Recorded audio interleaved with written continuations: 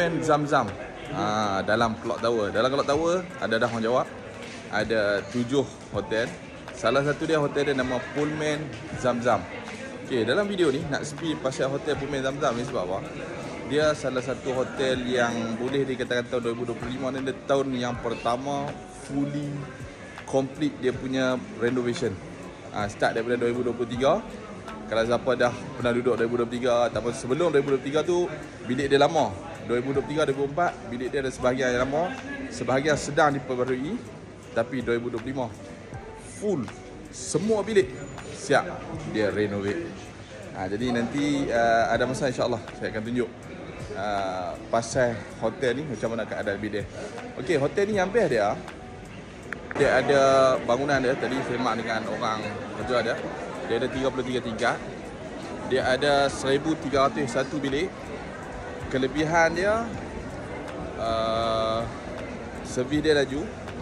Bilik dia cuci hari-hari walaupun tak suruh. Kalau tak mau letak kat luar atau tak mau dia akan tak cuci lah. Kalau tak suruh dia akan cuci juga. Dia baru siap renovation fully. Itu antara poin-poin yang utama. Siapa ada pengalaman pernah duduk dekat Pullman? Tak kat ruang komen tengok. Best ke tak best? Apa komen-komen kalian? Dalam Clock Tower ada apa? Okay, tengok. Dalam Clock Tower, selain daripada hotel macam kita tahu, kalau siapa pernah duduk Clock Tower dia tahu lah. Kalau siapa tak pernah duduk Clock Tower ataupun tak pernah main umrah, nak duduk Clock Tower. Clock Tower ni saya boleh katakan macam one stop center. Dalam ni ada hotel. Boleh tengok konten saya sebelum ni. Ada berapa banyak hotel. Kalau tak tahu berapa banyak hotel dalam Clock Tower, maksudnya dia tak tengok lagi konten tu.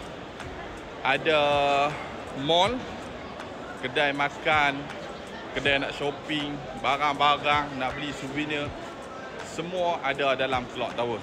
Jadi sebenarnya dia macam one stop center lah.